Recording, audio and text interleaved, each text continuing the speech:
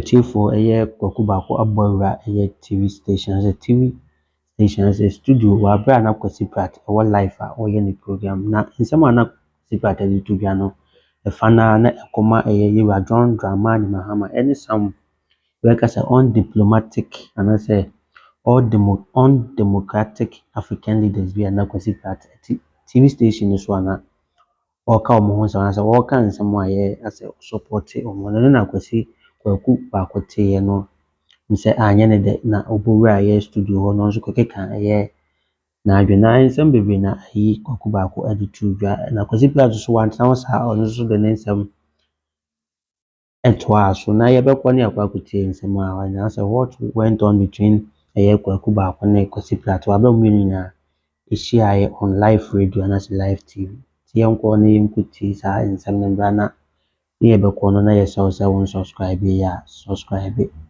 KingDavid TV so you can continue right. Damasi. Something very significant happened yesterday at the Black Star Square or Independence Square, whatever you call it. Okay. What was it? The head of state who had the largest applause, the most emphatic display of public enthusiasm. He was a 36-year-old. Ibrahim Traore. He was a Western cowboy. Yes, Ibrahim Traore. Clearly. No, not that. That should say something. You understand? No, but that should say something. Something about in fact, the Speaker of Parliament, is a cowboy. The Speaker of Parliament, call him cowboy, call him whatever. The endorsement, the public endorsement, as far as you could. He had the loudest applause. The loudest applause, the loudest enthusiasm. Okay. We've seen it all before. I am very cynical and skeptical about these characters. Okay. We've seen it all before. You've seen more than. No problem, no problem. So, but for the moment yesterday, all the so-called democratically leaders and so on did not get the kind of endorsement that Ibrahim Traore got at Independence Square. And that's a statement. I'm struggling to get the logic of your point. What is it? That the Ghanaian community... No, not just the Ghanaian community. No, we're majority there. The people clapping. Majority, obviously, were Ghanaians, Ghanaian citizens. Okay. What were they endorsing? What they were endorsing? They were endorsing a struggle against neocolonialism. They were endorsing a struggle for African people to take hold of their resources and to exploit it for their own benefit. They are endorsing a regime which is saying no to foreign military bases on African soil and so on. Those were the things they were endorsing. Now, democracy, I'm saying that democracy must yield something that the people want. Right. Because democracy in our lifetime and throughout the world on many occasions has yielded things that are against the interests of the people. Clearly, so-called democracy. And in any case, if you come to test for ingredients in this so-called democracy, you find it lacking in many of the countries in West Africa. We fought for this. Exactly. Why did we fight to restore constitutional normalcy and multi-party democracy? Why? Why did we do that? We put our lives on the line. Yes. Some died, actually. Yes. Some died. Many died. Yes. But So why did we do that? No, Kwaku. We did that in expectation of certain results. We did that believing that it would yield dividends to the population. I'm sure. Now, if 30 years later we do an examination and find that what we struggle for is not yielding the dividends we want, are we not entitled to change our minds? How do you do the change? Because I know you will I don't have a gun. I'm not a soldier. Did you see that? Yes. I cannot organize a coup d'etat and so on. I cannot. But I know you will not endorse or prescribe coup d'etat. Under certain circumstances, I will. In this constitutional look, for example. The only time I would endorse coup d'etat is the counter coup d'etat, as Nkrumah himself said. No, Kwaku, let me give you another example. If we go to the elections, and we elect a government of our choice, and the previous government refuses to hand over, that will be justification for a coup d'etat. When the avenues for legitimate expression of the people is closed, you open the floodgates for coup d'etat. This is a hypothesis I would not want to interrogate. Why? Because it wouldn't happen. And our history has vindicated that point. we've had about 8 or 9 transitions with all its challenges. And many of those transitions, that's why I made a point that even 2 election petitions came on board. We have found a way of deepening the democratic consolidation exercise. We should not contemplate, and because your scenario wouldn't happen, I tell you, no Ghanaian. We cannot have a Bokassa as head of state in Ghana. It's not going to happen. How do you come to that conclusion? Interrogate. You could have a Bokassa in Ghana anytime. Anytime. Anytime we could have a You are Bokassa. underestimating what our you have historical been experience. You have I been think you are. around. Look, we have created a critical mass of a commitment against military adventurism and for the upgrade again of constitutional democracy. Look, it's not a perfect system. Right. No way. I'm not talking about perfection. Yeah. I'm talking of a certain journey that we have taken, including with your support. Yeah. No, With your effort, Okay. your participation. And here you give me a scenario, a hypothesis of a Bokassa at this stage in our history. It won't happen, my brother. I'm surprised that you've come to a conclusion that it won't happen. Because I'm looking at elections in Ghana since 1991. Yes. And I'm looking at some of the candidates, some of the people who qualified to be on the ballot. That's Their views, the people their decided. attitude, and so on. It's their right to be there if they qualify in terms One day, some of those people are going to emerge as victorious in our election. If true, And fair you know and that what I'm free, saying? if true, fair and free means yes. The person is elected. After he's elected, he says, hey, to hell with your He constitution. can't do that. It has happened in history again. We are talking about history, Kwaku. Why? Adolf Hitler. Was he not democratically elected? Look at what he put the world through. Kwesi, again you've gone to... So I'm saying that when we have a situation and a Bokassa emerges and Adolf Hitler emerges, it becomes legitimate and proper I'm sure you're to saying... overthrow them. Okay. All right. That's what I'm saying. Okay. See, you know what? This argument, Yeah. if you are not careful, Yes. could be reversed to justify the 66 coup. If you are not careful with this logic, it could be reversed. In 1966, we didn't have a Bokassa in power.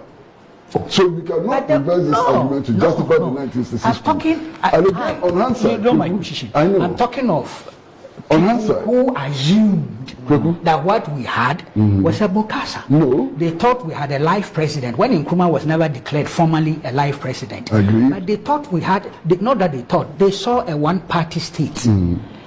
The fact, again, and I'm being very honest, the 66 was completely unjustified. It was a foreign teleguided adventure.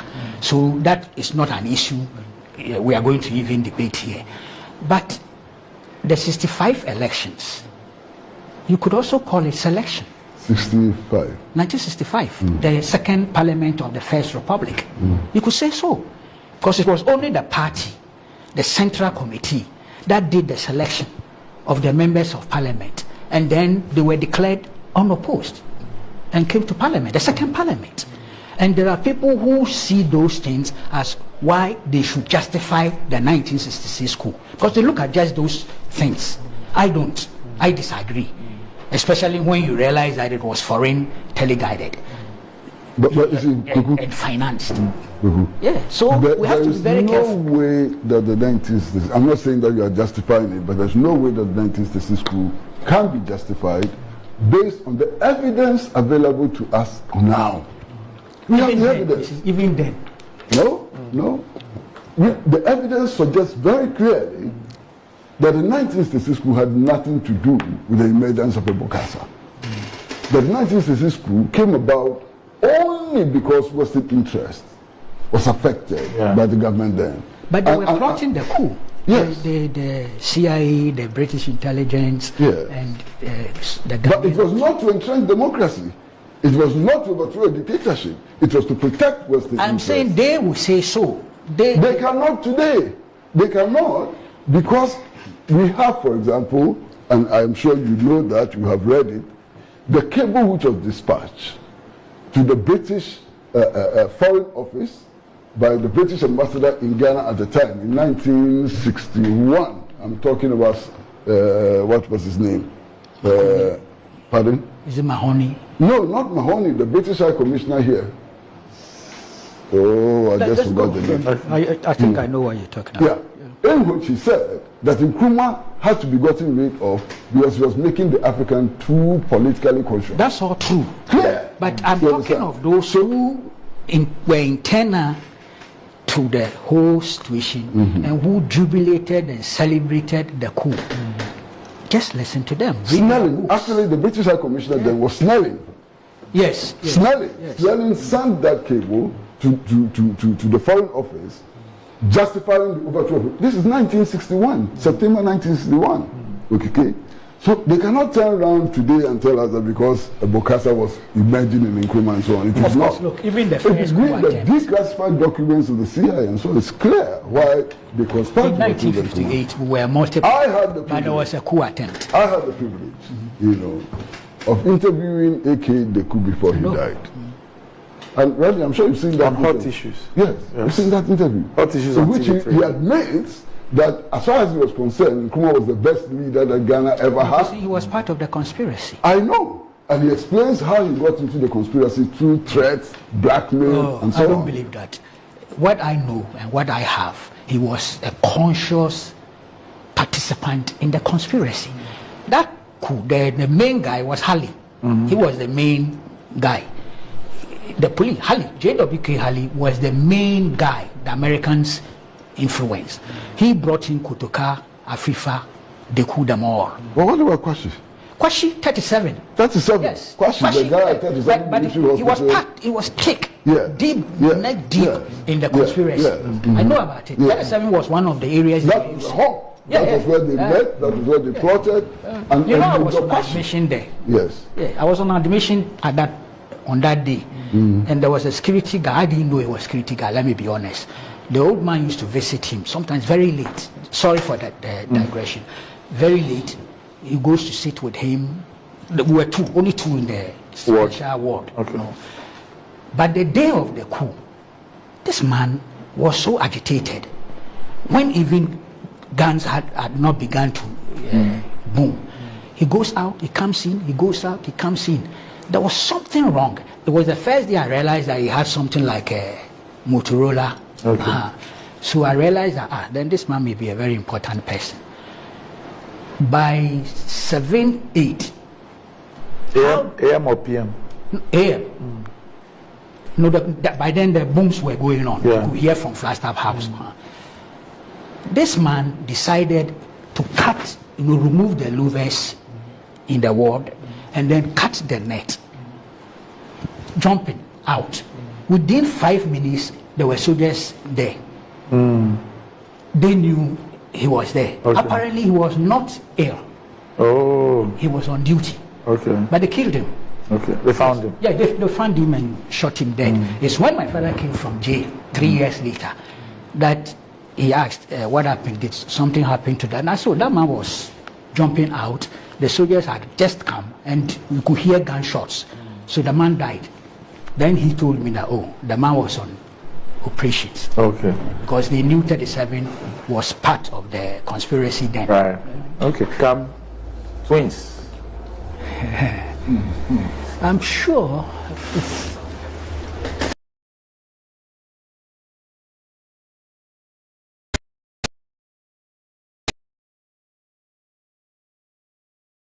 Kwaku and Kwesi. Peru, how did you guys meet? How did you become twins? I'm sure it's mid 1970s. I think it was during the Champon period. But Kwesi used to work at the National Youth Council. Am I right? And that's the first line. Because he was, I've forgotten the exact position he was holding there, but he was influential enough to register youth organizations and political groups, quote unquote. And we had a group that we had formed called the SRELOC, Socialist Revolutionary League of Ghana. Hey. And we thought we should get it registered. So I went to the office, and he facilitated the registration of that group, considering its ideological nature and things. Somebody would have hesitated, but of course he ended up also apparently being ideologically on the same wavelength. So that strengthened, that transformed that contact that seemed official to something more liberal, friends and comrades. So the friendship and comradeship began then. Of course, when June 4th happened, he was not in Ghana then, I believe, and he came down. He was opposed to it, then that was a matter of principle. I was for it, but it didn't distort or dilute the friendship and comradeship that we had forged. And I think going forward, somewhere 78 or 79, thereabout, I need to check the records. I really didn't know we'll go to this deep, but we ended up being like family. He moved into my father's residence in Laboni. My stepmother was a bit uncomfortable initially, but my father was all for it, especially when he realized that this is friendship and comradeship based on something substantive. He was a politician himself, ideologically too to the left, and I'm not sure if I've told Kwesi this before, but when he was interrogating and I mentioned the name Pratt, he appeared to have had knowledge of Kwesi's father, training unionism and things. He felt more relaxed that, look, why not? So Kwesi became part and parcel of the household. And I used to go to Tamai a lot. My elder sister was married to a ship owner, a Dutch, and they used to bring in all sorts of containers and things. And those days too, the economy was harsh. My one's pocket was always empty. So I made Tama like a second home, living with my elder sister, so that I looked after the house. They traveled a lot too, so anytime they traveled, I had to go and stay there. So virtually, I shared the same bedroom with Kwesi here, but I was mostly out because looking for cash for both political and social activities. So that's what happened. And since then our friendship moved also very political. The coincidence of believing in the same Pan-Africanism, Chromaism and all the rest helped to keep us together. So we ended up, in spite of the fact that he didn't support the AFIC in terms of its emergence, characteristics and things, the friendship continued. We ended up having meetings with the Kwadwosheldons and the rest, which brother Henry Smith, Victor Smith's elder brother, he was a friend from childhood, So the networking became stronger and deeper. That led us eventually to formation of the group we call Movement on National Affairs, MONAS. We launched a newspaper. Before then, we used to do what you call agitation and propaganda, leaflets and all those things, tech play and all that. It was like citizen journalism of a sort. But he was a professional in terms of journalism training. So when we launched the newspaper called Frontline Message, later became The Message, or the Message, we tapped into his professional skills. At one stage, I think he was a consultant, if I check the back at the imprint, whilst I was editor. That was because he then had the professional competence to guide the movement's newsletter. It deepened. Post the Liman regime, yes, in fact, during the Liman regime, the friendship was still intact. The comradeship was still intact. I did not become a member of the PNP, even though I supported the PNP. We used to have a party called the People's Revolutionary Party, which was led by Johnny Hansen, one of the greatest Nkrumahist that I've ever encountered. He was a lawyer, a close friend of mine too, but far older than me. He was our leader, People's Revolutionary Party, PRP. But somewhere along the line, he was enticed to cross carpet to join the PNP. And so we got angry, a lot of fury, and we formed what we call the rejectionist bloc, PRP rejectionist bloc, that will not go into thing. Our commitment was to the constitutional system, that we agreed with the elective principle. We agreed that the Liman regime party had won, and that ought to be respected. But in terms of ideological purity, we had differences here and there. You know, post that, our friendship and comradeship grew further. You can take it. We all went to jail anyway.